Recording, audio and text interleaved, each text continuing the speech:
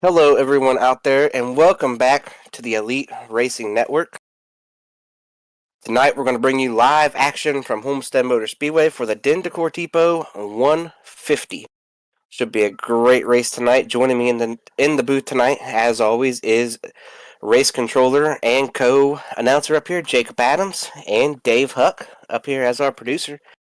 Taking a look here, you see that this is a mile and a half. It is Homestead. They will be able to run everywhere from the wall to the white line. Should be a good race tonight. It's got a little bit of a high track tent. Jake, what are you looking to see tonight here from Homestead? Yeah, they kind of mentioned it. They have several different lanes they can run around. So we'll see who masters what lane and if anybody dares get right up on the wall and ride the boards. As far as that, we've got a stage at lap 40 where we'll hand out championship points to the top 10. And then final 60 lap stage to the end, no yellows as usual. We've got the starting lineup up here.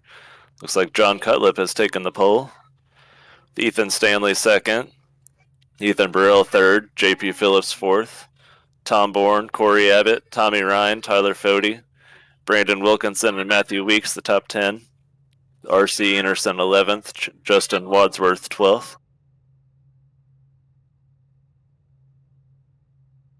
Well, in 13th, you got Rexing, Johnny Thomas, David Tooker running out the top 15. You got Scott Crump, Joe Francis, Tyler Pop, Gerald Campbell, Gavin Hibbs running out the top 20. Some notable names out back here. Jeff Green all the way back in 24th. Chad Frankenfield back there in 29th, so I think he'll be the show tonight.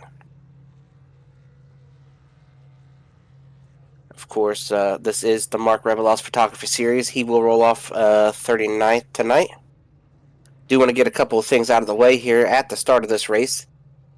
If the schemes are not showing up proper, if some drivers are able to watch, whatnot, I'm sure they are well aware, we are having some issues with trading paint out here tonight.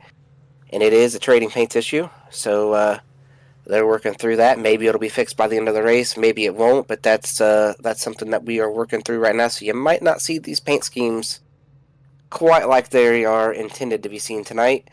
And I have been battling the flu, so my voice is going to sound a little bit different tonight. But we are going to power through. Jake and Dave are going to pick me up and carry me across this line if that's what it comes to tonight. So it should be a great race here from Homestead.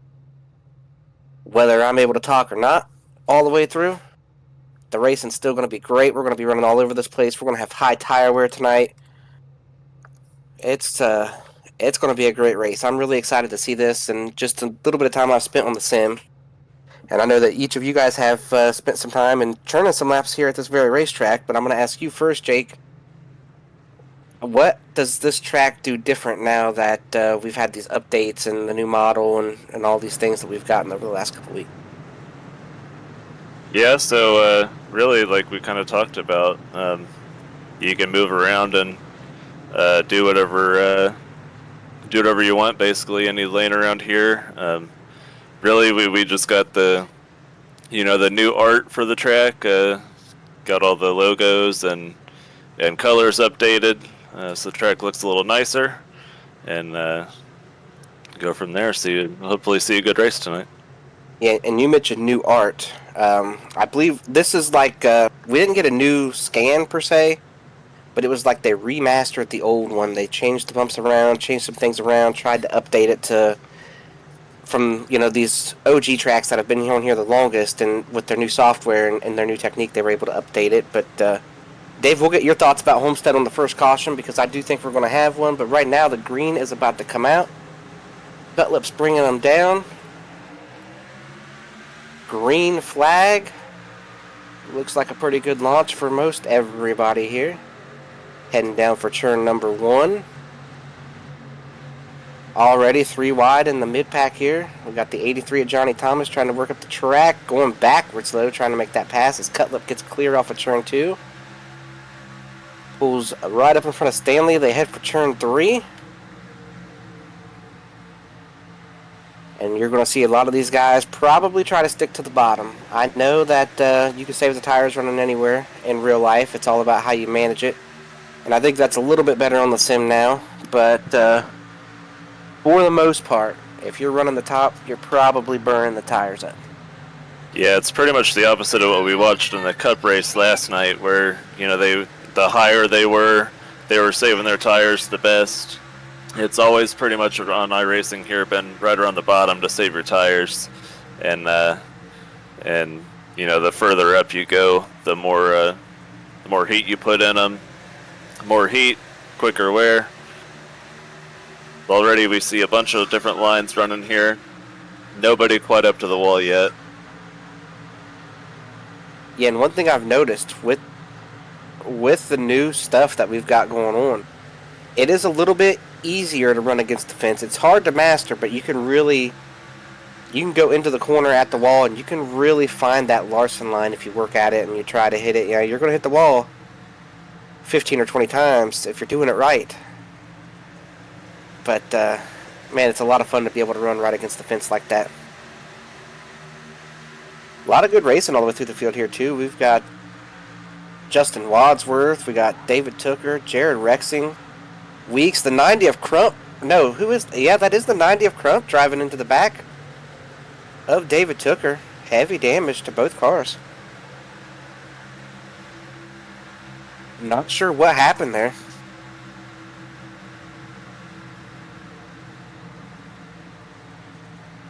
Some of these other drivers are not happy about it. Daryl Campbell into the back of the 90. Scott Crump is really on the struggle bus right now. I'm not sure. Yeah, he's about to be falling outside the top 30 here for Scott.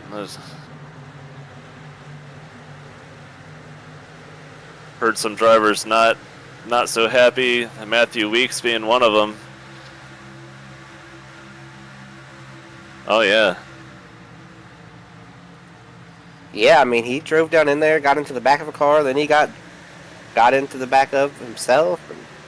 Yeah, he did a little bit more than driving down in there. I mean, he was in position to maybe make the run on Matthew Weeks and just drove in there 2 or 3 car lengths too deep and ended up getting David Tooker. David Tooker luckily saved it, or that was going to be in front of the whole pack. Yeah, I mean, and then he got rid. I don't know what. I mean, I have no idea what transpired right there between them. Like, I don't know if Crump got distracted. I don't know if Crump was trying to make a pass, dived down in there a little bit too far. Maybe tried to go to the brake, didn't go to the brake, and then, or it could have just been a bad move. I don't want people to think I'm making excuses for Scott Crump, but that didn't, Scott's a very aggressive guy, and some guys don't like him, but a move like that is not something you typically see out of Scott. Like, it's, if he gets into the back of somebody, it's not usually that egregious. Like, it leads me to believe that something transpired, and maybe he's having a pedal issue, because then he went through 3 and 4 and really overslowed the car, like he was trying to make up for what happened in turn 1 and got ran into himself. Yeah, at any rate, it's put him back to. He just made a pass on Hanshaw for that. It's put him back to, it looks like, about 30th.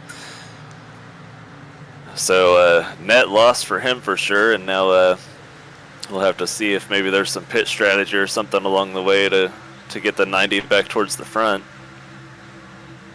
Yeah, and I'm very curious, like, if we're able to get word on what happened to Scott at any point tonight, because that was just very odd. Like I said, those guys and Scott, like Weeks and Scott and Tooker, and some of those guys might not always get along, but I think when they look at that back, they're going to say, you know what, Scott typically runs us really hard, and sometimes there's contact, but it's not usually just that egregious. Like, it's... And, David Tooker was the driver that he turned down in there and just about turned backwards. David's got a pretty significant amount of damage on his left rear quarter panel. And you definitely don't want any damage on these quarter panels around here. It might upset the handling of the car. Yeah, and I'm looking here at Scott's car. I don't see a whole lot of damage on the nose of that car, so he got lucky with that part. Like, Tooker's got a good bit of left rear damage, but it looks like Scott was able to, for the most part, avoid severe damage to his own car. As we're seeing right here, Not really seeing anybody go up to the wall just yet. Take a look there at Stanley coming off of turn 4. Got the 38 machine right there. JP Phillips, Ethan Burrell. All these guys. It's a great qualifying effort by JP Phillips. We've last few weeks we've consistently seen him get closer and closer to the front, and we'll see what he can do if he can capitalize on that starting position and stay there throughout. Kind of a performance like we saw out of Seth Rawls last week at Indianapolis. Somebody that we don't typically see run up around the top 5, top 10 a whole lot. JP is one of those guys that he's improving every week, and it's showing with this run so far. Yeah, and one guy who's, well, there he is, just at the top of the frame. No surprise, 1.5 miles with high tire wear, lots of fall off. That John Cutlip is the guy that's just out here running away with this race right now at this point. We've seen him do it at a place like Chicago in the past and some of these high tire wear tracks. He is able to, I don't know what he does different. Maybe he should open up his own school, John Cutlip School of iRacing or something, and bring us all in and teach us some things. I don't know that he'd want to teach us competition too much, I guess, but he sure has something figured out on these 1.5 miles as far as being able to be fast and save tire at the same time. Yeah, he's definitely got it figured out. He's got about a 3/4 of a second gap over Ethan Stanley in second. Then Phillips, Burrell, and Bourne round at the top 5 right now. But he's we're pretty used to seeing John run around right inside the top 5 and save his stuff and then show up in the lead late. So the fact that he's leading the race so early, it doesn't bode well for the rest of this field, on top of we know that he's going to be saving the tires. So if he can be out there that far and save tires already, these boys might be in for a bad night for the rest of them. Yeah, might be in for a whooping. Is that what you're saying? It might not be John Cutlip tonight. It might be John Larson. Yeah, precisely. Those look like what we saw on Saturday in that race. Larson going away, fastest car basically all 3 races, and just had something not of his doing take him out of being able to do the three-peat. Yeah, I will say this though: if we're going to call John Cutlip John Larson, he's going to have to run a little bit higher on the racetrack. Right now, he's what's that term? Exactly the opposite of what he's doing. He's painting that white line. He needs to be putting some yellow on the wall up there. I believe painting the white line is the term is harvicking, right? That's what he always used to do. You didn't see him leave the bottom too much.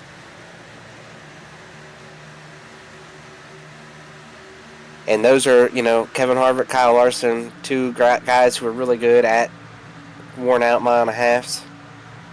And they'd had completely opposite approaches to how they did it. So either way can work. And you're seeing right now John is running that bottom. Ethan Stanley closing in just a little bit as we take a look at that battle there. This is what it's like to go through Homestead, run on the bottom. Look at that wheel input. Look at that. A little bit of back to the right. That car's a little bit, it's freeing up a little bit on corner exit, but nothing crazy just yet.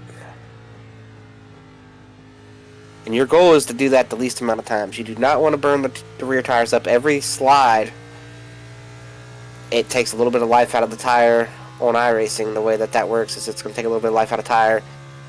So you want to be able to almost drive this racetrack like a dirt track. You're wanting to do it with the throttle more so than with the wheel and jerking the wheel back and forth trying to save it. You want to try to save it and kind of manipulate the car with the throttle to the best of your ability as much as you can.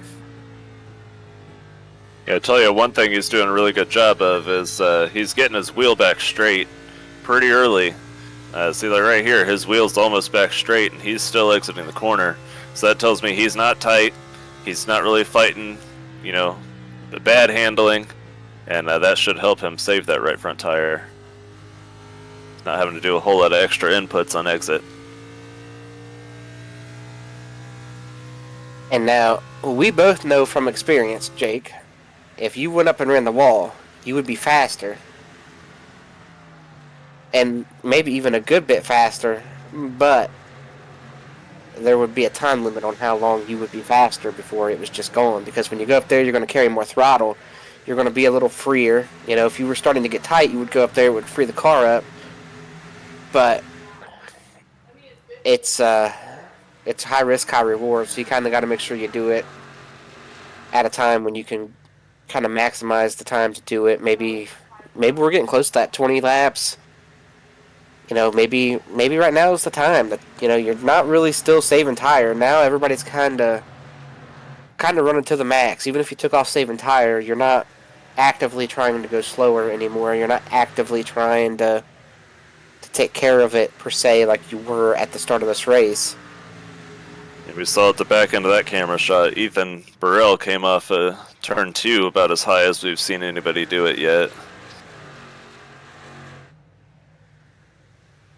One thing I am seeing is Jay Canor and the 70, as I was getting ready to call him out, and talk about how those two guys have moved closer and closer to the wall. Well, 70 finally got up there and got him some. Got up into that wall. But here we go, right back to it. Now, if I was able to be in his ear right here, I'd say you got to enter higher. You enter right on that wall. You do not want to enter a foot away from the wall, 3 feet away from. You want to enter about 6 inches away from that wall, and you will have a good corner doing that. Chad really sideways on. And there he is in the wall again. Yep, there he's in it again. But Chad came off turn 2 sideways that last time. She barely saved it. It's him and Frank Foti both. And you might be saying, if you're watching and you're hearing what I'm saying, he's hitting the wall, entering lower. As you see, he's going to hit it again. That's 3 times in the last 2 laps. But when you enter the wall higher, you're going to lift earlier. You're really going to try to run right against that wall, and you're going to pick up the throttle sooner. When you enter a little bit lower like this, you're kind of entering the corner a little bit harder and creating a push in the car. And that's why you're hitting the wall instead of lifting early, getting right on that wall, and driving off the corner with the throttle. You're basically just, I don't know how to say it, maybe kind of like a Bristol. You're diving down in there using the brake in the middle of the corner. Well, yeah, not to right mention the wall. Running that line. We just we rode on board and we saw him running as we see how much he's working his wheel. When you run in the corner as low as he is and you're cutting across this seam right here, as soon as you cut across that seam and go back the other way, that's the slickest part of the track right there. So when you're trying to go from, Scott barely clears up, as you try and go from low and then cross that seam, your back end is just going to be sliding out from under you as you try and get to the wall. It looks like his back end is everywhere but under him right now. Yeah, it's everywhere but going straight, basically. And I'll tell you right now why he's this loose. He's been running the fence. He tried to go down there and make a pass on Scott. And when you've been running the fence, you kind of gotten used to how that thing's driving. When you try to go back to the bottom, it is looser than it was when you left the bottom. Yeah, he's up there trying to clean it off for everybody else. I mean, he's got some marbles on his tires, and he definitely got them heated up pretty good running up there. But as we see up ahead, Jay Kaner running the wall. But as you talked about, he's even too low for our taste right now. Yeah, if you're going to run the wall, you got to go run the wall, because running lower, like we've mentioned, you're going to create a push in the car. You're going to, you're just driving into the corner too hard, and there's a bump right here coming, right here, big bump. And the closer you are to the wall, if you're going to run high, the closer you are to the wall, the less that bump's going to affect your car. And you mentioned the seam. That bump seems to be at its worst right there along the seam. So you either need to go in there and run the bottom of the track, or you got to go up there and run right against the wall where that bump doesn't affect you too bad. Yeah, comparing lap times to John Cutlip, who's we know running right around the bottom, about a lane up, half lane up, and Jay Kaner, last time by, John ran a 35.86 to Jay's 39.0, so John's still quite a bit quicker out there bottom feeding. Well, and John's been able to kind of control his pace. He hasn't left the bottom, I am a little disappointed that we haven't had more guys. I'd like to see some fast guys go up here to the top, see what it's got, I'll tell you this, if I was out here and there is documentation of this if you go back and watch previous races that I've been in at Homestead, I'm the first guy to go right up there to the wall. The first one. I don't care that it's going to kill the tires. I don't, this is a fun racetrack to run. That's what's fun. I don't enjoy going to some track and just sitting here running the bottom like everybody else and running 70%. Like, I don't think that's racing. So I'm going to go run the fence and see how it falls off, and I'll try to manage it after that first run, but there's not every track on the sim that you can run the fence, and this is one that you can, and I really enjoy when we have a high line that we're able to run. So at the back end of our camera shot there, Ethan Burrell, he's starting to creep up there. Tom Bourne's creeping up there. So a lot of these guys are starting to get a little bit higher. So we're still waiting for that one guy to go up there and try and run the boards, but I don't know really that anybody is that confident in how their cars are handling to really get up there and try running right against the wall. Are you saying they're all chicken? I'm not saying that, but until they show us otherwise, I guess so. That's right. So any of you drivers that listen to us while you race, we'll see who the first one is that gets up there. Yeah, go up and run them boards. Find the Larson line. I'm telling you, it's there. Have no fear. Oh, here we go. Tyler Pop. He's as high as I've seen anybody really through the corner. Well, we're hearing over.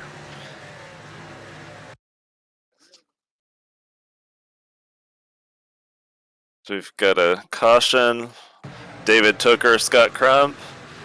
This is back from right at the start of the race.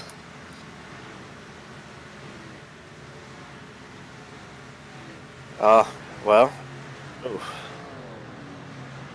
Well, Yeah, that we saw what happened earlier, and now that happened here. Like, it's, I was pretty hard on Josh Adams last week. I'm going to be just as hard on David Tooker this week. That's no doubt what that was. That's something right there that, you might say it was justified. It was this, it was that. Nonetheless, it happened.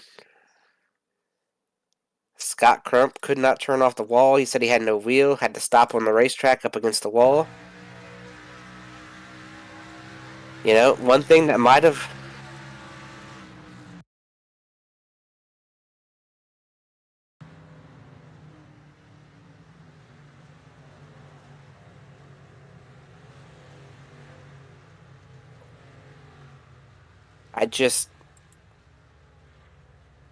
Maybe a sorry. If Scott would have apologized, if Scott would have said, hey man, I'm sorry, my bad, that might not have happened, but it did, and we have seen action taken in the past, and that's just not something you can have. Oh, we have a major wreck on pit road. On pit entry. Can we watch Corey Abbott enter pit road right here, Dave?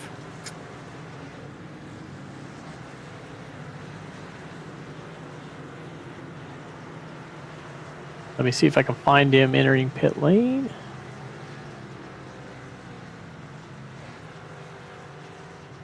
Yeah, he kind of did the opposite of what we saw Chase Elliott do yesterday. Chase Elliott got penalized for pulling left and being side by side. Corey Abbott, I'm not real sure why he pulled right, knowing the barrels are there.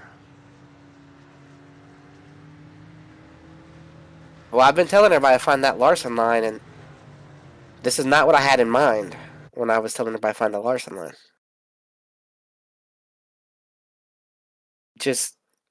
I don't... It's like the car in front of him moved left because he was going to hit the barrels, and Corey was already in position there. The 66 gets damaged. The 83 gets damaged.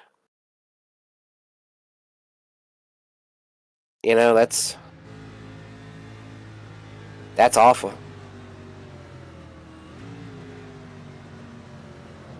Oh, yeah, you can definitely see it on that one.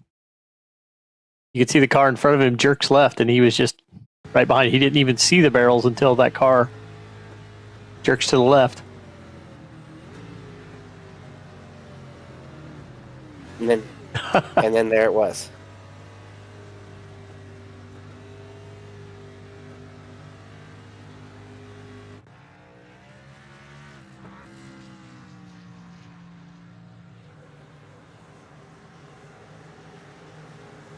That's not what you want, and a lot of guys picked up damage there, so I'm not sure. I'm guessing it'll be up to Jake. But the 21 car probably picks up a tally there as the green comes out.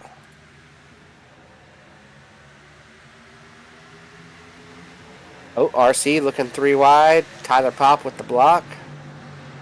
Oh, contact. Stanley save. He won't be happy with Ethan Burrell.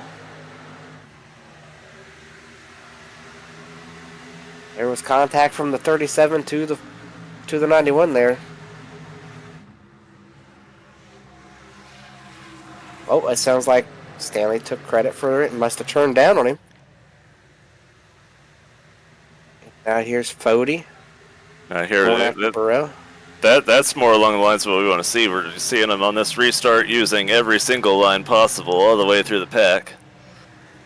Heck yeah, this is what we want. Big difference from the start of the race, and everybody kind of just went in there and ran about as low as possible. They're using every inch of racing room here. Well, we are 5 laps from the stage end, right?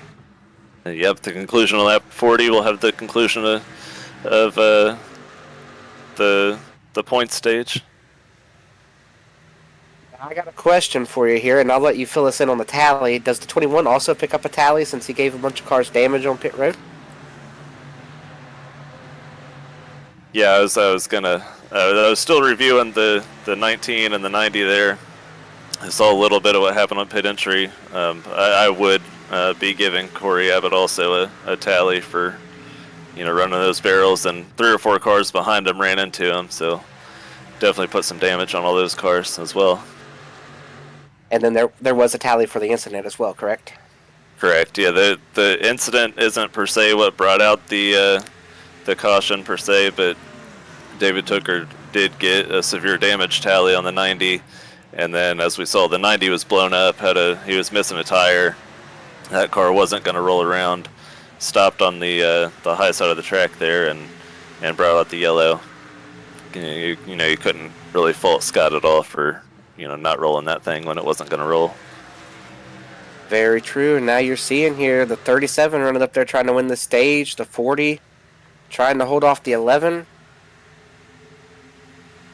Is Ethan still running the top, letting it eat? Looks like he's running up the track further than anybody else. There he is. And at this point, I think he'll win the stage doing it. We know that John would be saving his tires, but now really here with these stage points out here, he's got to decide, do I want to continue saving my tires? And well, caution. Jesse Racimus on the backstretch.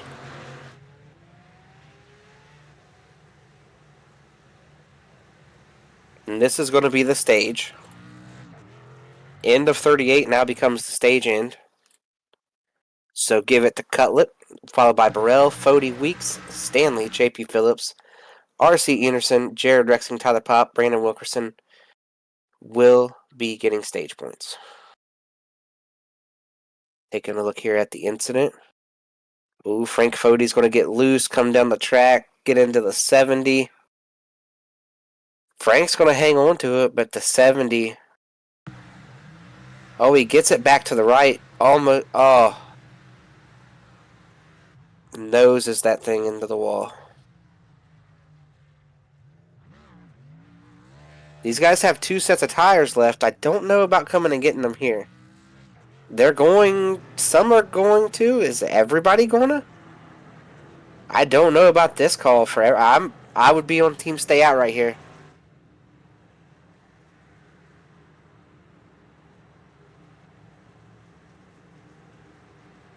These tires have 5 laps on them. They'll be slower for sure, but if we run 20 laps and get a caution, this is going to split the field. I don't think you want to get you put your last. Oh, and we got some fuel only cars: the 37, the 40, the 11. John Cutlip is going to be the first one that's going to take 4 tires. Top 13 stayed out.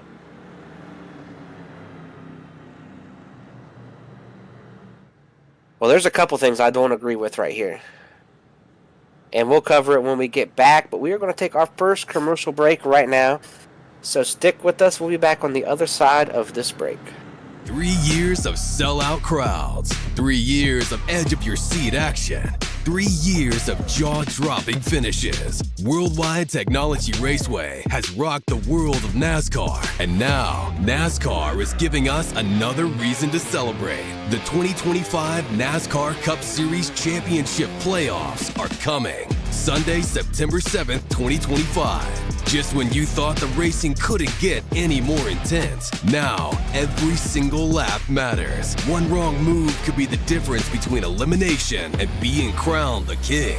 The Enjoy Illinois 300, the Confluence Music Festival, the NASCAR Cup Series Playoffs, and for the first time in 15 years, the NASCAR Xfinity Series on Saturday, September 6th. Don't be on the outside looking in. See history being made in your own backyard. Go to www.raceway.com for the hottest ticket of the year. And welcome back to Homestead. We are about half a lap from the restart. We will go ahead and clean up this last caution there. I believe there's a tally, Jake, that you're going to give us. Yeah, it's going to go on the 41 of Frank Fody. We saw him get sideways on the exit of turn 2. Jesse Racimus happened to be there, and the contact, Jesse sideways and, nose down to the inside wall. Unfortunately from contact from the 41, so that was going to be a tally on the 41 there. And to clean up here, our first 13 stayed out. And then 14th all the way back to wherever Cutlip is, 22nd, is fuel only. So 22nd is where tires are. Green flag, big wheel spin up here on the outside of the front row. Oh, here we go. We're 4 wide in the mid-pack. 3 wide in the mid-pack. Oh, man. I think this is where the business is going to pick up. Jake, what do you think? Yeah, for sure. We talked about the difference in strategy here. A lot of guys have tires. Some guys don't. That's a strategy I think I would have maybe ran if we knew we were going to come back and have a few laps to the end of the stage and, try and get some points that way. But, I'm on the fence about not pitting and getting tires when we're already about halfway in this thing. Oh, contact Ethan Burrell into Ultra, big contact on the wall. The 55 got major damage.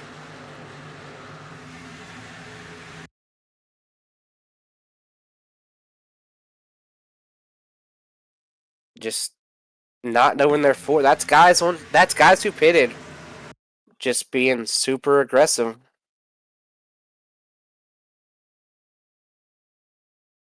It's very unfortunate, and those guys paid the price. Fody gets some nose damage there.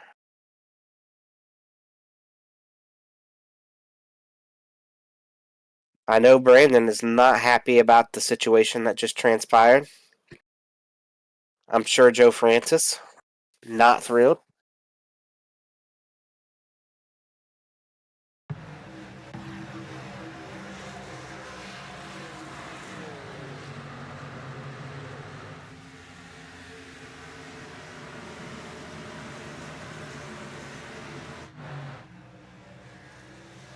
Gavin Hibbs still out front over Tom Bourne, Gerald Campbell, Chad Frankenfield.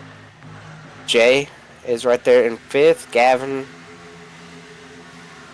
looking back here for tires. Cutlip is up to 16th. So that's only 6 spots.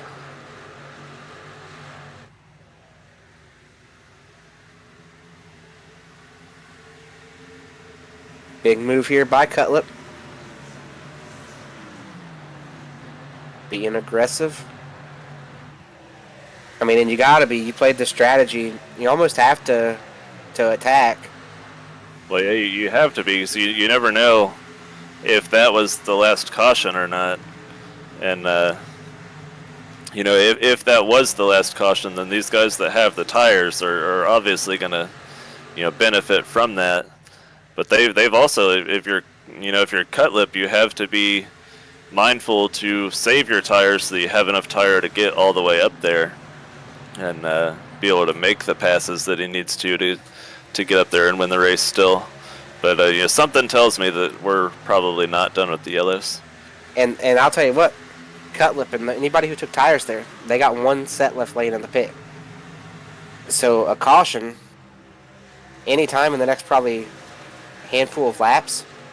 Worst case scenario, we got Frank Fody, we got a caution, Jared Rexting, the 51, the 30. How are we still green down here? How in the world are we still green down here? Unbelievable. Unbelievable. That is unreal.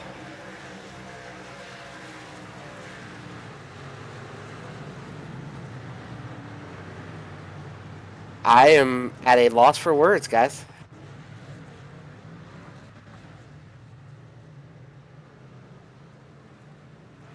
I mean, we'll have to back that up and see what got Frank in that spot, but the fact we didn't get a yellow for that, we've got multiple cars spun completely around backwards, doing loops, like.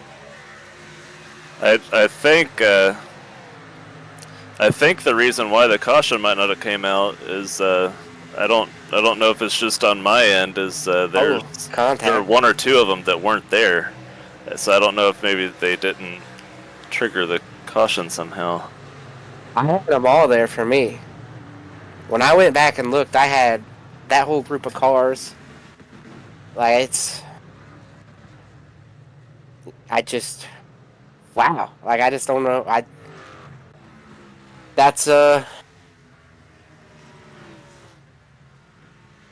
Yeah, I don't know. Like, it's that I was for sure we were getting a caution there.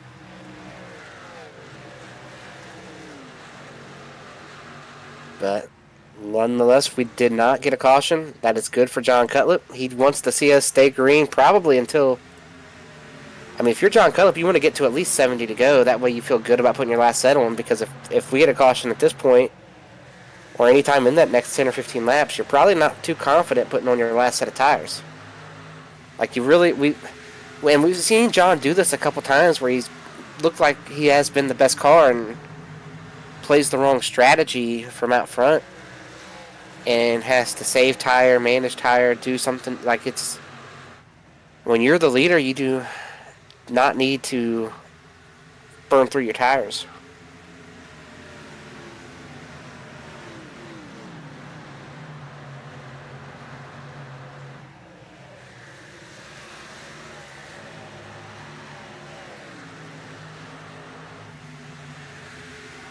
As we take a look, John moving underneath the 9 car right now. That is 4P5.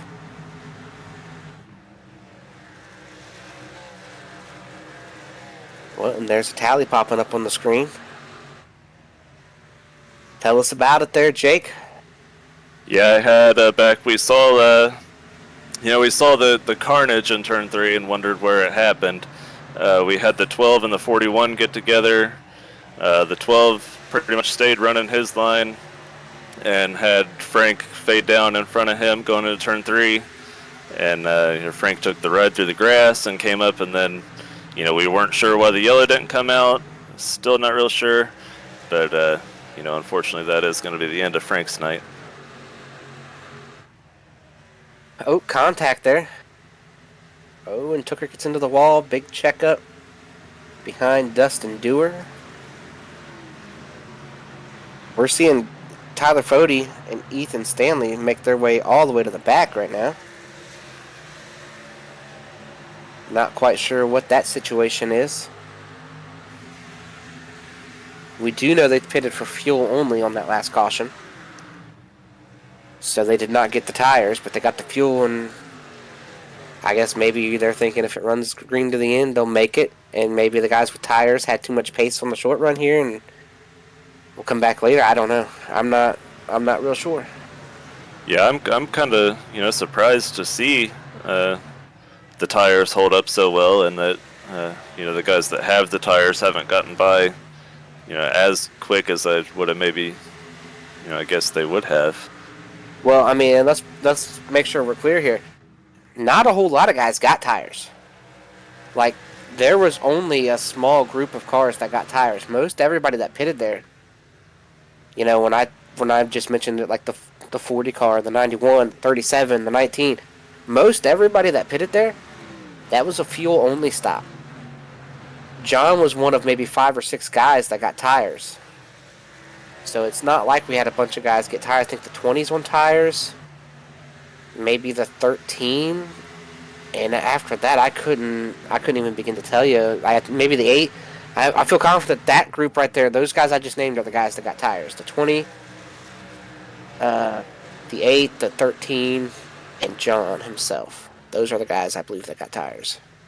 Yeah, while we catch up on all that, there's one car, the 97, that's doing exactly what we have been asking. If we can get a onboard here with Gavin Hibbs as he rides around, he's about as close to the wall as anybody has even attempted to get at all tonight, and he's looking great up there.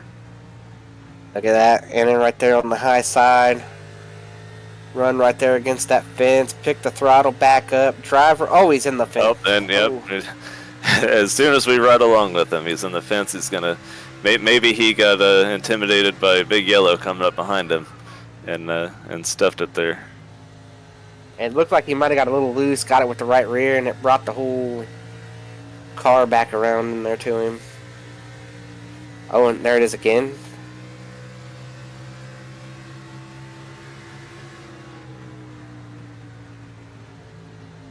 He's sticking with it, though. He says, I'm going to figure it out. Might not be any right side left, but we're going to get it figured out. Yeah, one of the hardest things to do is to keep doing it after you hit the wall once and then you hit it again. Like, it's hard to go back. You want to pull off that wall a half a lane or a lane, but then that just makes it worse.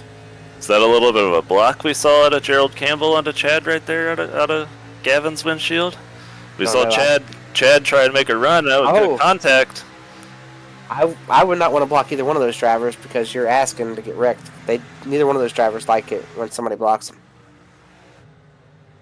Yeah, we were riding along there with Hibbs, and then next thing we know, we saw Gerald come alongside him, and then we saw the red car, Chad, look out. I believe it was down the front straightaway that time, and it looked like Gerald, kind of went down a little bit, and then there's a contact off 2 right here. Yeah.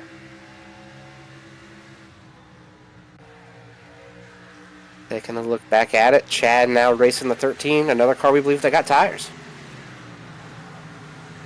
And these guys with tires are saying, give me 10 more laps at minimum, but 15 or 20 maximum, and I'll feel real good about putting my tires on. I mean, you could say they dodged a big bullet down there in 3 and 4, not getting a yellow. Like that, they dodged a absolute mess they would have been in for strategy.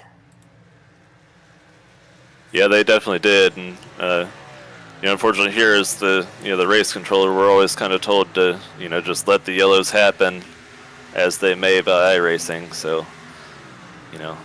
couldn't really end the run there when iRacing didn't throw the yellow itself. Here they come off of 4. The 9 starting to lose some time here. Maybe he did get tires. I don't know. I know there was a small group that got tires. The 9 did not pit. Well, the 9 did not pit. There you go. Thank you for that information, Dave. He stayed out. We're starting to see some of these guys that got fuel only make their way back through the field as well. RC did pit and did get tires. Once again, Dave coming through in the clutch. Letting us know who pitted and who got tires right there. Matthew Weeks, Ethan Burrell, and part of a group right there, racing down into turn 1. We've got one that's Gavin Hibbs around. Caution We've got a yellow is there. out. I believe he might have had some contact from a car there. Was that the 6 of Wadsworth? Now just self-spin. Well, everybody's going to have to get tires here, and this is not ideal for those guys who are down to their last set. Because odds are we do not run the rest of this race without a caution.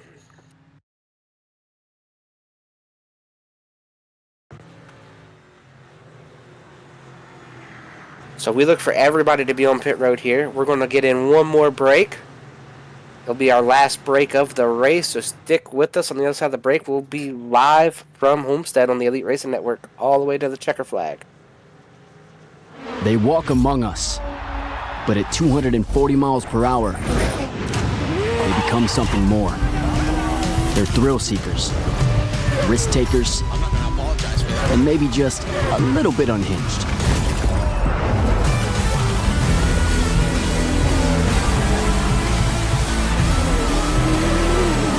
Buckle up. This new era of speed, this racing revolution, it's just getting started.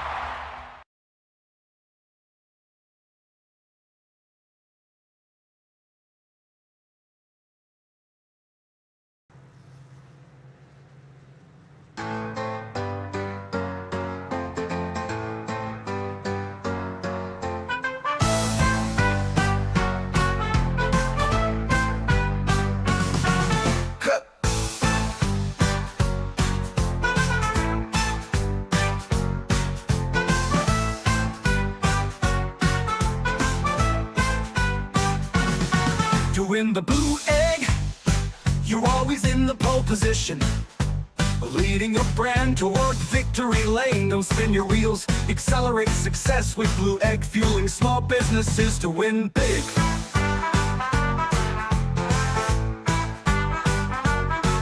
Fueling big to win big. Blue egg, fueling small businesses to win big. Ooh, ooh, big.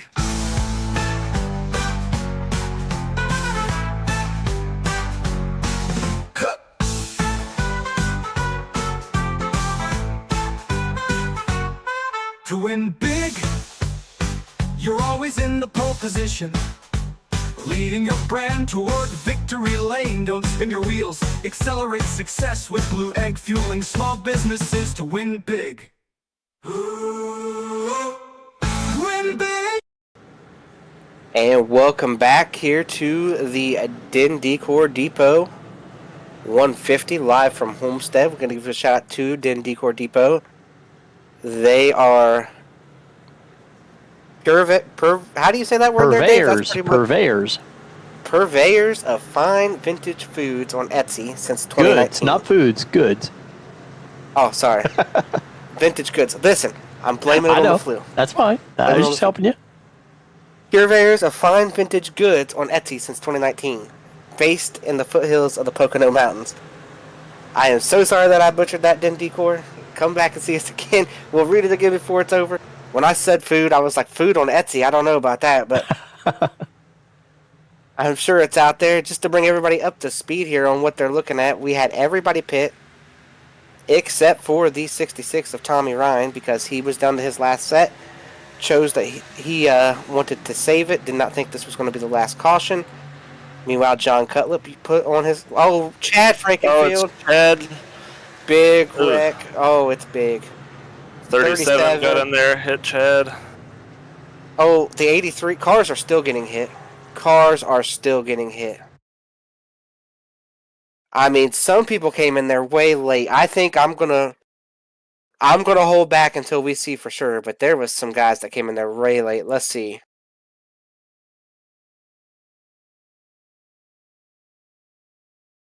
So they are 3 wide. The 50 washes up just a little bit. Looking in the middle 4. Ooh, the 37, the 8.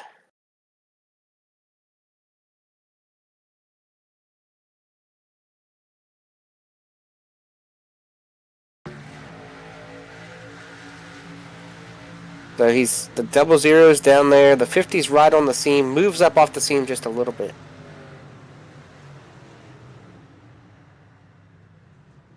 And then the 15's going to get hit. There's a bunch of guys.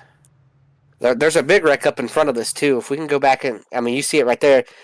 I think the 37 was one of the cars up there in that big mess. Let's see what Ethan sees here. Well, there's the 37.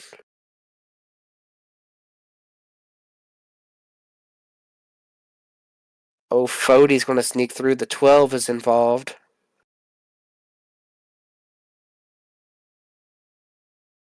Now these guys are going to spin. The 83 is going to come in. The 99 is going to come in.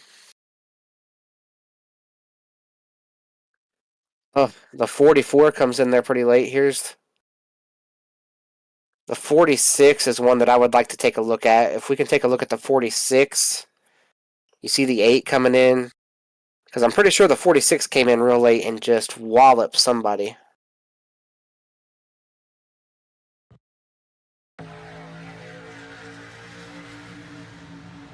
So they're wrecking here. The wreck's about to start.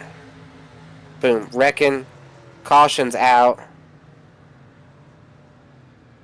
mean, we're still carrying a lot of speed here. But he is going to miss him. I think it... Good job, 46. It might have been the 99 then. I just know that there was cars getting hit real late. Oh, and we're going to have contact well after the wreck there between the 99 and... Just super unfortunate for something that looked like it was going to be a one-car spin. Yeah, I think unfortunately with the 99 there, everything kind of just washed down the track in front of him, and he tried to get out of there at the last second, and unfortunately put Johnny Thomas into it. Yeah, it looked way worse from that initial angle when we were watching it happen live. Watching the replay, I think a lot of those guys did everything they could, so I'm glad that I held my tongue and didn't say something that I had to apologize for.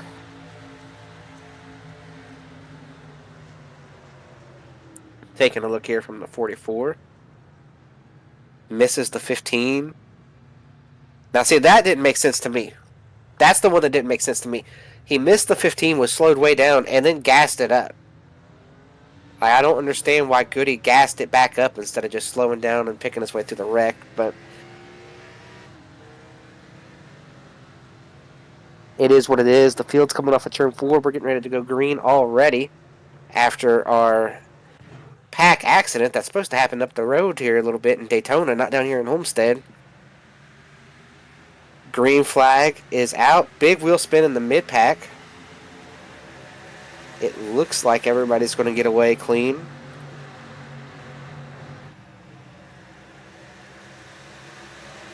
We're 3 wide. The 66 still backing up. Cars hitting the wall here off of 2.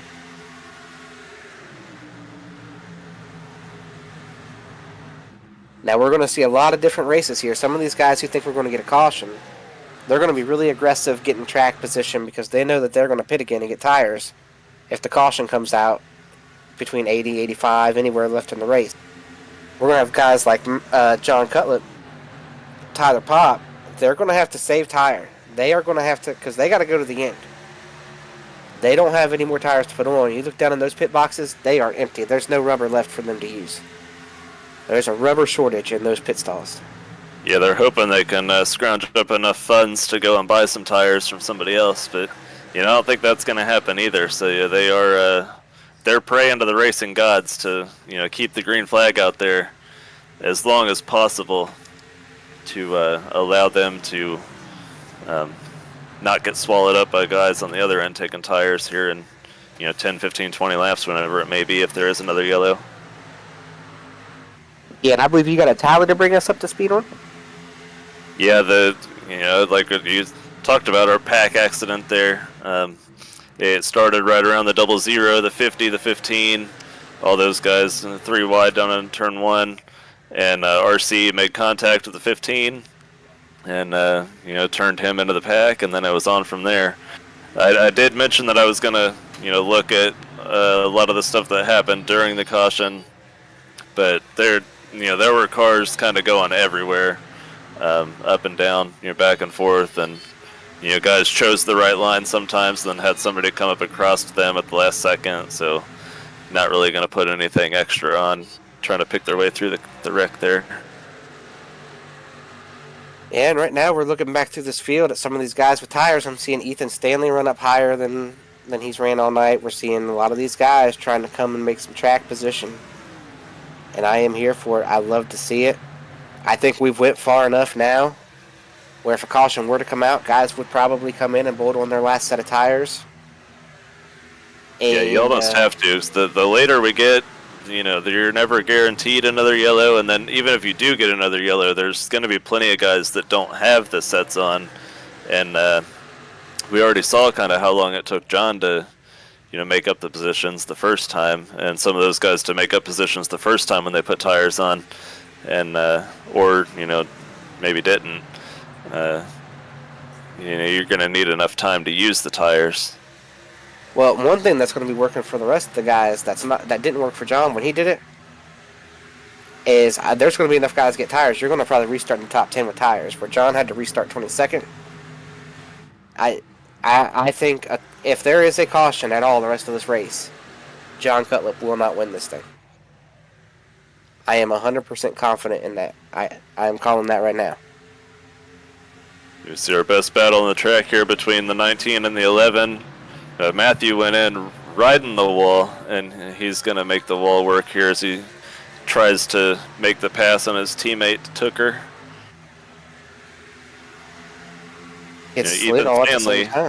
Ethan Stanley just waiting for those guys to settle it out so he can try and go and make some passes here. See, Matthew's going to try and use the bottom on Wadsworth now. Trying to make it happen. Guys are trying to get track position. I'm surprised we don't have more guys going up to the wall here and just running the pace off the tire, because I feel like this is the run to do it. If you're a guy that's got tires left, this is the run to go up there, figure out what you need to do up there to be fast, to make to maximize your lap time. Because when you come in and bolt tires on again, we're going to be inside of 20 to go by the time the restart happens. If a caution were to come out right now, tire saving's done. Out the window. For 20 laps, you can run the fence, and you're not going to give up.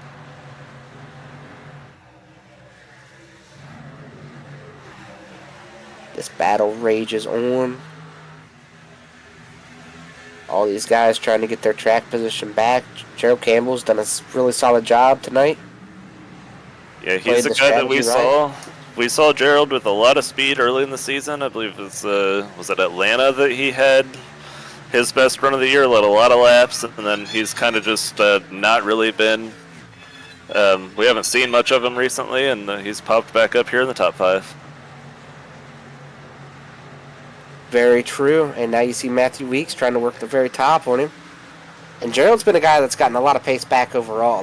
Gerald has found his pace again this season. You take a look at what he's done on the short tracks. I know racing him in the trucks. Contact between him and Weeks there. Gerald's not going to like that very much.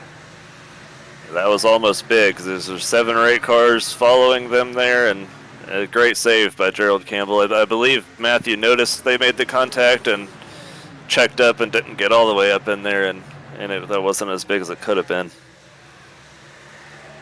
But like we were saying with Gerald, the short tracks, he's got his pace back. I've raced with him in the trucks this season. Richmond, he was really good. I can't speak on Dover. I was out of commission last night. Did not have an opportunity to get on, and I was trying to get over the sickness, trying to make sure I had all I had to do for this tonight, man.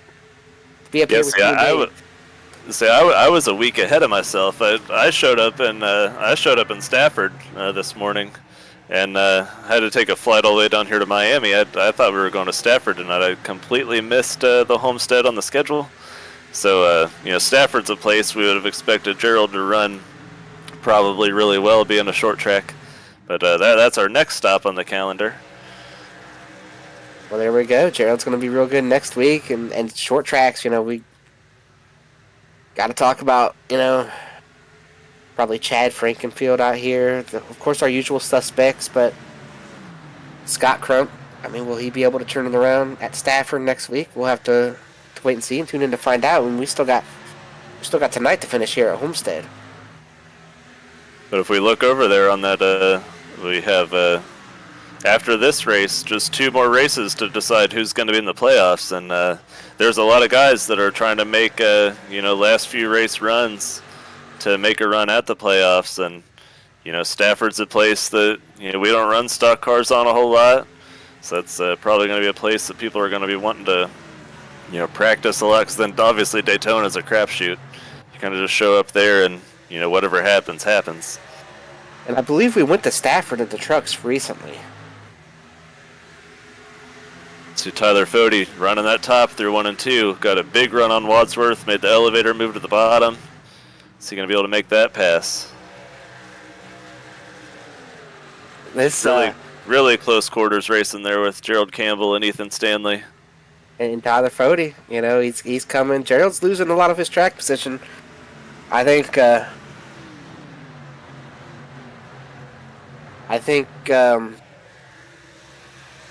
Gerald is hoping for that caution, be able to take some tires, get in there, get him, take a shot to win.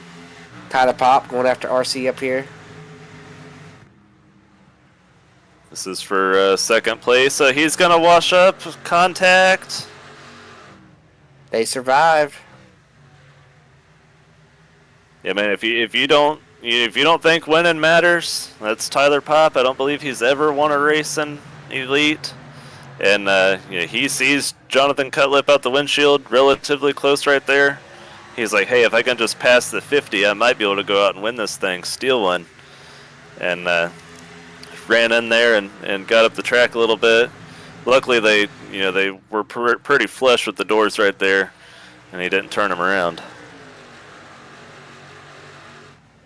I got to relay a message to you. Apparently,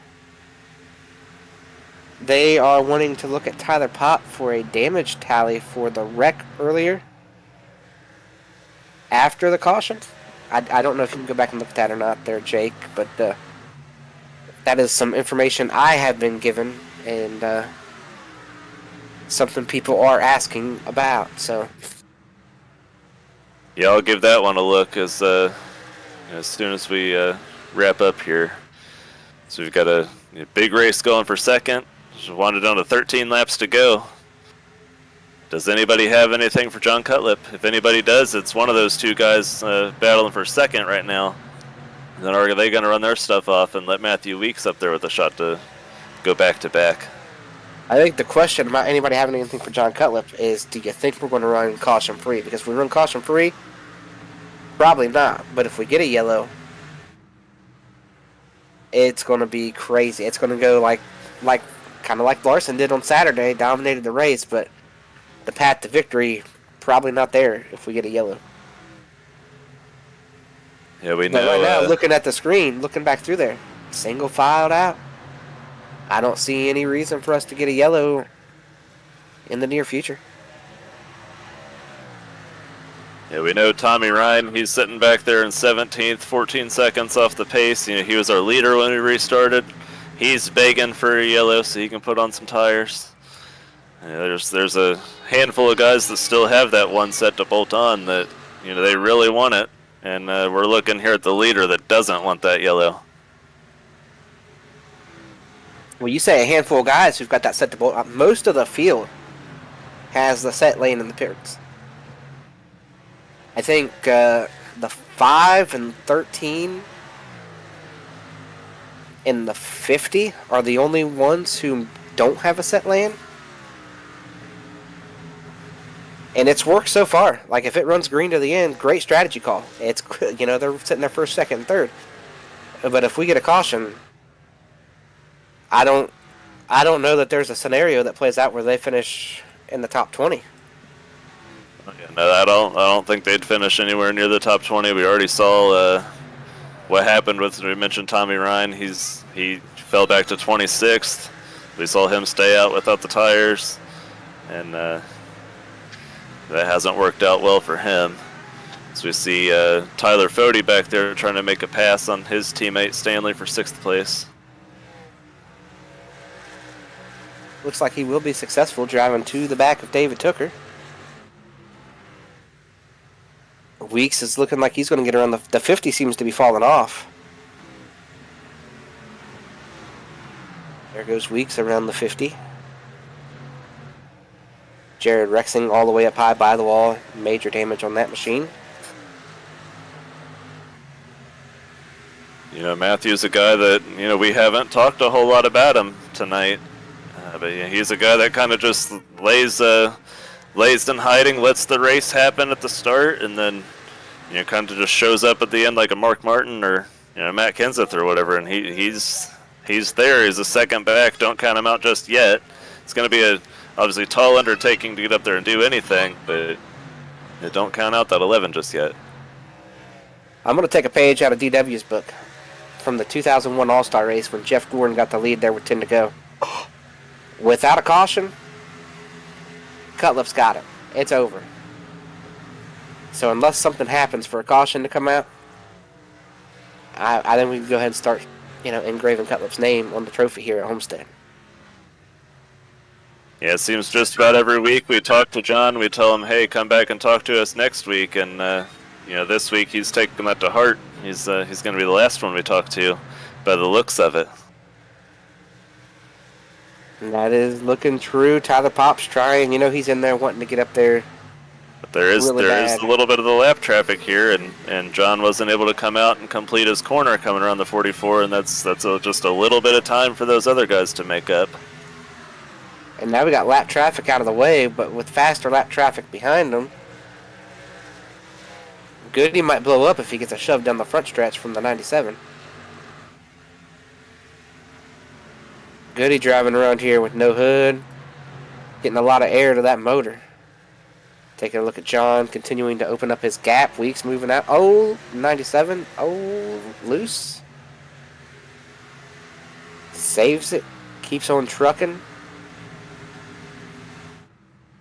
Seems to be the name of the game. There you see the 91 and the 6 trying to close in there on the 50. Or excuse me, the 19. Two teammates there out of the Lake Norman stable. Just 5 to go. 5 laps left here. Oh. Lots of guys pushing up the racetrack back here in the mid-pack. It's a knockout drag-out back here for these spots. Yeah, that's one of the other Ryans up there with one of the Havers. Just about made some contact there, and that's not what Cutlip would have wanted to see. Now they're catching a lap car. A group of them. It's got all the makings of a big wreck back here around 15th. Yeah, it does. And you mentioned the playoffs, and these guys are racing. Every point matters for these guys. These guys are probably the bubble guys. They're driving real hard, trying to make sure they have every point going into Daytona. As we sit and we watch this here deep in the pack, we see right there at the back in the top 10, JP Phillips qualified in the top 5. We mentioned him earlier in the broadcast, and he's stayed in the top 10 all night. So shout out to JP for a great run here. Hopefully he's able to finish it out. Yeah, and we're coming to 2 to go for Cutlip, and he is just hoping no yellow.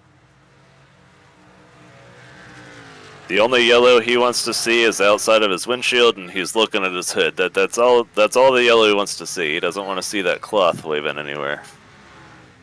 And he's got about 30 seconds to get around here and hope that one doesn't happen. Hopes that it stays green. Does not want to see the yellow. Does not have tires to put on. Half a lap from the white flag here is John Cutlip. They come down here to turn 3. He can almost breathe. I think he's going to make it. It was a risky strategy, but it's going to pay off. White flag for John Cutlip. Heads down for turn 1. Breathing again, probably for the first time in about 10 or 15 laps. Yeah, and if we didn't have the yellows that kind of broke this thing up, I think this 5 car would have probably led about 95 laps here tonight. It's a old-fashioned butt whooping here by the 5. And here comes the 5 off of turn 4. He's going to win the race. He's already locked into the playoffs. He's just stacking those points. John Cutlip gets the win. Is he our first repeat winner here in the Mark Rebilas photography series? I have no idea. I feel like Ethan Stanley won a lot at the start of the season. Cutlip has not won this year. Series. I don't know how. I have no idea. Cutlip has not won yet this year. No, we have not seen Cutlip win this year. I didn't think so. I thought we've seen him finish 2nd and 3rd a lot. So I know we've talked to him a lot. But, wow, I thought Cutlip had already won. I thought he had won a bunch. Nope. There it is. That is our ninth consecutive new winner. Wow. Can we shoot for 10 next week then? Extends the record. We see John's a guy out here that, I think he gets respect from a lot of guys out here, and we just saw just about the whole field come out and show their respects to Cutlip on this win here. And I'm going to go ahead and call it. I think we will get a different winner next week at Stafford. I think we're going to have to deal with a lot of those short track expert guys like a Gerald Campbell next week. So, yeah, we've seen John run really well, and he was right there at the end of Bristol, and had a really good shot to win Bristol. So we all know the outcome there, but he finally gets it done here at the mile and a half in Homestead. That is right. So stick with us as David Tooker flies by. We're going to have one more commercial break, and then we're going to come back and talk to our first, second, and third place finishers.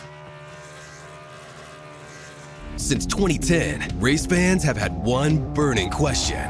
When will the Xfinity Series return to Worldwide Technology Raceway? You asked, NASCAR delivered. On Saturday, September 6, 2025, the magic is back. The track that launched the legendary careers of Harvick, Busch, Keselowski, Edwards, and Earnhardt Jr. is now ready to write that next chapter.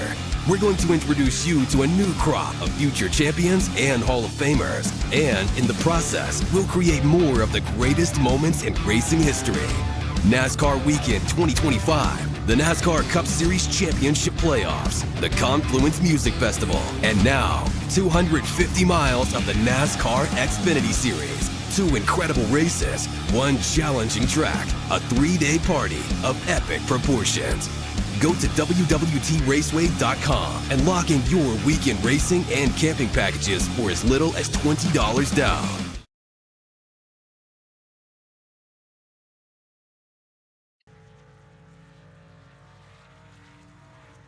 And welcome back to the Elite Racing Network. And we're going to jump right into it. I am standing here with third place finisher Matthew Weeks. Matthew, you had a good night. I know you had some tires left, so I'm sure that you were thinking of caution there at the end, maybe put you in the driver's seat to win that thing. Talk to us about your night, and did you want to see that late caution? Yeah. I mean, it was a good night. I had a mediocre qualifying run. I feel like I could have done better, but we were good. And that first long run, I was just right behind Fody, and I felt really fast once we hit once we hit 25 laps on the tires, man, we were cooking. Fody and I were passing people, and then we went through everything, got our stage points, and you're right, yeah.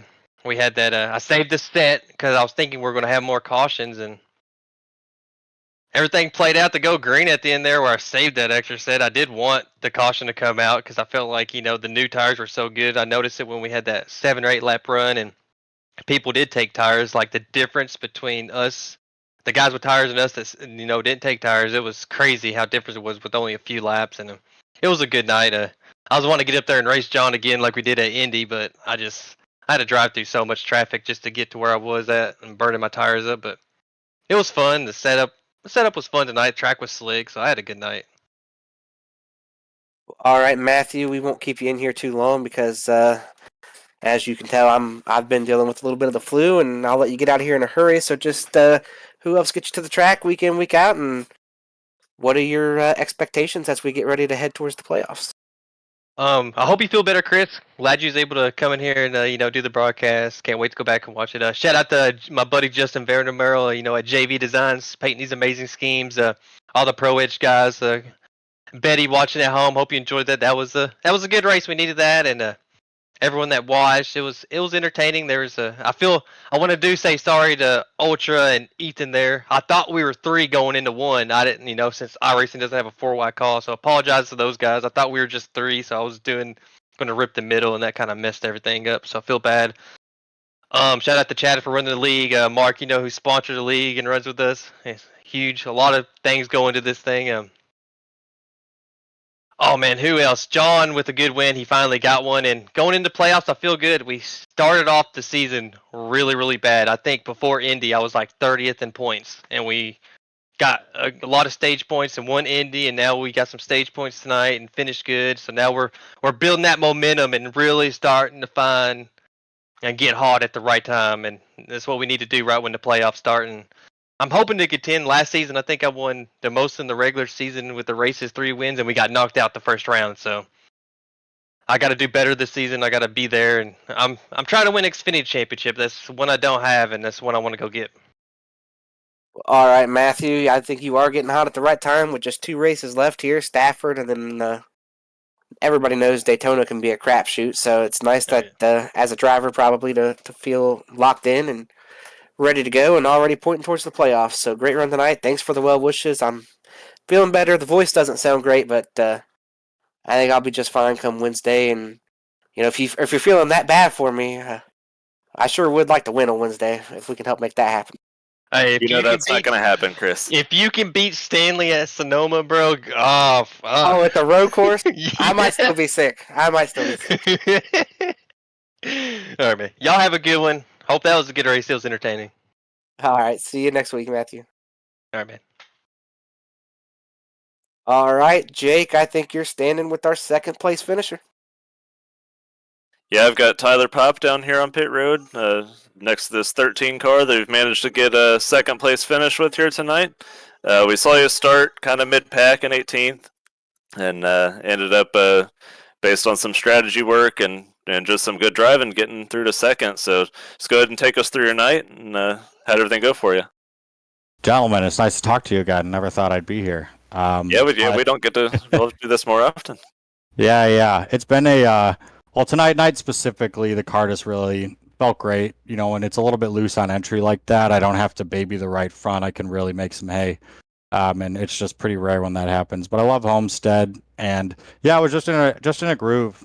Qualified, not super great, but it didn't concern me too much other than just the race being short. And then, a little bit of strategy, but I think I restarted 27th and drove up to 3rd there on that run. So it was really just staying patient on the throttle. I could tell very quickly you had to save the right rear, and just being patient, right? There's so much just treachery out there.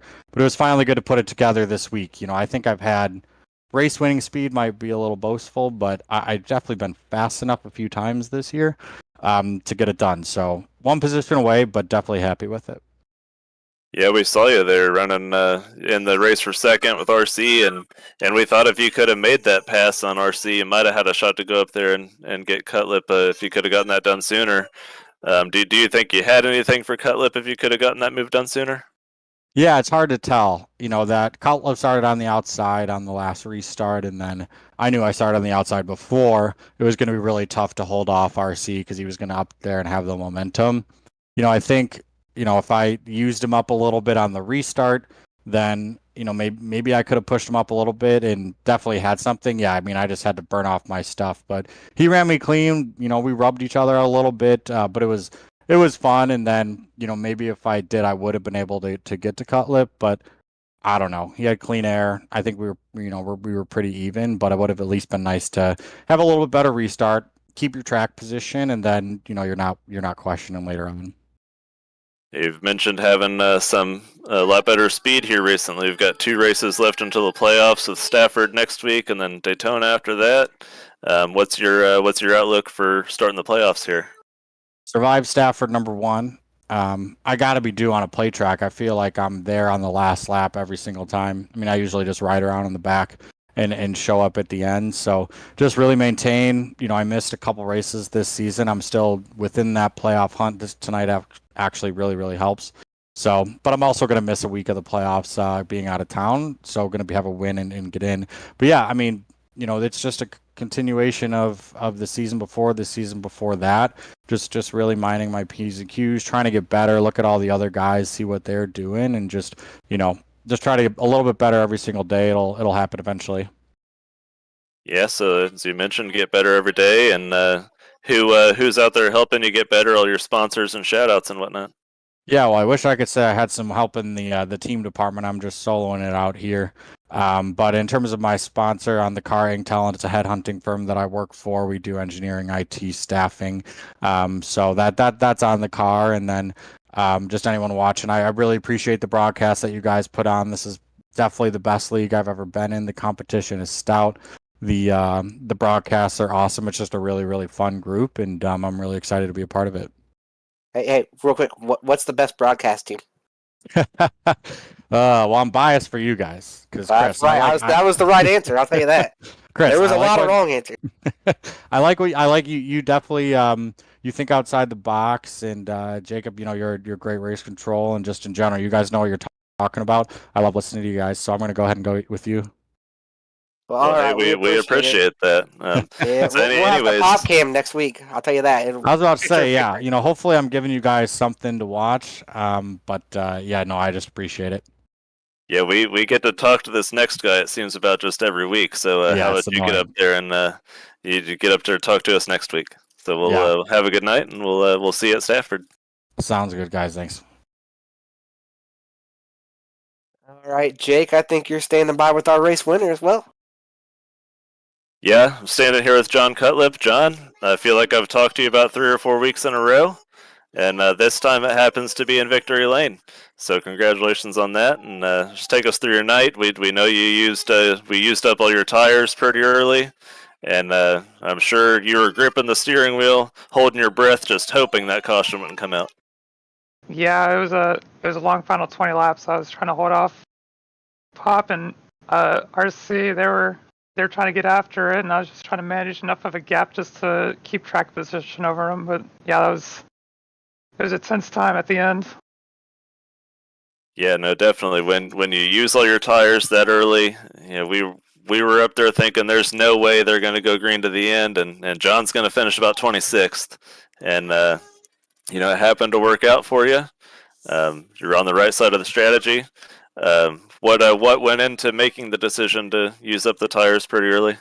Homestead usually has a pretty good trend of going green just for the amount of racing room you can take here. It's pretty much like bottom up to the wall, and I was just getting a sense with how the runs were starting to form up. I felt like we were going to get a decent chance of just having long green runs, and unfortunately that second caution where it burned up our set of tires the second time, that was a little less than ideal. It was a little tense just having the final set for 60 or 40 laps, I think. But yeah, it was pretty tense after taking the final set and just hoping it ran green. Yeah, well, like I mentioned, we're getting pretty used to talking to you. This time it's in Victory Lane. So who's everybody that helps you get to the track every week? And your supporters, see a lot of them out here in Victory Lane. So go ahead and tell us who you got out here. Shout out Edge Pro Racing teammate RC Anderson. He finished 4th tonight. Close alliance with Pro Racing. They had a good night as well, except for Burrell, who just got unfortunately collected in a stack up on the restart. But there's not a whole lot you can do in those situations. Shout out Race CPI. They actually helped me a lot at this track specifically. Garrison Hogan, even though he's not on the team, Jarrett Liebert, Graham Bolin, they were huge for helping me with things at this track, and a lot of that stuff pays off at other tracks, but paid out here. Homestead's definitely one of my favorite tracks, and shout out to my mom. She watches every race, and she's super happy to see me get the win here tonight. Shout out to you guys for going through the broadcasts. Dave, Chris, and Jacob, I hope you had a good night tonight. It definitely felt like a fun race. You could definitely drive the car and just like manage whichever tire you preferred, and just it was a fun driver's track tonight. Well, all right. You made our ninth start here in the series this season. 9 different winners. So you go see if next week at Stafford you can break that up and be our first repeat winner. All right, that's John Cutlip, and we'll let you out of here. Congratulations on your win, and we'll see you next week. Thank you. Have a good night. Well, guys, it was a great night at Homestead, a great race. As you see our race results, Cutlip, Pop, Weeks, R.C. Anderson, Tyler Fody, David Tooker, Ethan Stanley, Justin Wadsworth, Gerald Campbell, J.P. Phillips rounded out the top 10. A lot of guys were hoping for that caution. Never came. A few guys were real happy. We heard Cutlip talk about those last 15 or 20 laps. He was gripping that wheel pretty hard. But we saw a great race here tonight, and we go to Stafford next week. So, Jake, any final thoughts for you from tonight, and get any thoughts looking ahead to Stafford next week? Well, yeah, just like we heard John talk about, we definitely saw a driver's track tonight. You could run just about anywhere you wanted, and as the theme of our season is strategy, whether it be fuel or tire management. We definitely had a lot of that here tonight, and then looking forward to Stafford. See if we can have our 10th different winner, or does somebody that's already won a race break out and go back to back or win a second race. And Dave, you've been pretty quiet tonight. Didn't say too much, but what did you think about the race we seen tonight? And what are you looking forward to next week at Stafford? Oh, I thought it was a pretty good race. I think it's probably going to be the Ethan Stanley show next at Sonoma. But I just wanted to say thanks for you for sticking it out through not feeling well. I hope you get some rest and come back relaxed and feeling better next Monday. Well, I appreciate the well wishes. Believe it or not, I feel pretty good. It's just this voice, and it's like it was like the last thing that I lost, but it's the last thing to come back, and it's it's more of a nuisance than anything. But nonetheless, I appreciate you guys for helping me out tonight. Jake, I know you did a lot more talking than you normally do, and like I said, we saw a great race tonight. We thought we were going to get that late yellow. We never did. We had some great battles on the racetrack, some great tire wear, some different strategies. It was a mixed bag, and I am sure, I'll guarantee next week at Stafford, we will not end the race on a 25 lap green flag run. Won't happen. These drivers will not allow it at a short track. I'm going to go ahead and mark that down. I can't wait to get there, see what it brings. We've seen bump and runs at Stafford. We've seen close racing at Stafford, and we'll see our share of wrecks at Stafford. So stick with us here on the Elite Racing Network through the rest of this week. We're going to have action. I don't think ARCA has started yet, has it? It hasn't started yet, right? No, it has not. We have an exhibition race tomorrow night, not broadcasted, but I believe anybody is eligible to come out and run with us tomorrow. Bonza on the oval. That should be wild. Come out and join us tomorrow night. No broadcast, but you can come out and join us as our exhibition race. We'll kick that off on Wednesday. We'll be in Sonoma. I might still be sick, even if I'm better. I'll still be sick for Sonoma. Maybe I'm not the road course racer. On Thursday, we'll be live from somewhere. I'm not sure. We're where. off this week. We go to Long Beach the following week. Off? Yep, there it is. Long Beach the following week. So we're off on Thursday. Nothing on Thursday. Nothing on Friday. Nothing on Saturday. Sunday we're in Kansas. Trucks at Kansas. I will be back behind the wheel. I missed last night. I took your spot. That's right. Dave took my spot and went out there and almost won the thing, is what I heard. That's my story, and I'm sticking to it anyway. But at the same time, next week it'll be us. And then I'm going to go ahead and promote this race coming up, too. I know it's still like 2 or 3 weeks away. But we are going to be back in action for our Endurance Series. And I believe that is going to be from Interlagos, right? Interlagos on April 12th. So mark that down, circle it, put a big star on it, whatever you got to do. That's an exciting series that we've kicked off this season, and I'm going to promote the heck out of it because it's a series I want to see stick around. a lot of fun to be a part of. So that second race in that series is coming up here in 3 weeks, and it'll get here before you know it. So thanks for tuning in. I want to give a shout out to all of our sponsors tonight. Of course, this was the Dan Decor Depot 150, everybody at Worldwide Technology, Blue Egg Marketing, everybody at Elite Racing Network, Dave for all he does and everything he has to do to get all of us in line, to get us ready to go. We'll be back with you next Monday night, live from Stafford. So stick with us, and we'll see you then.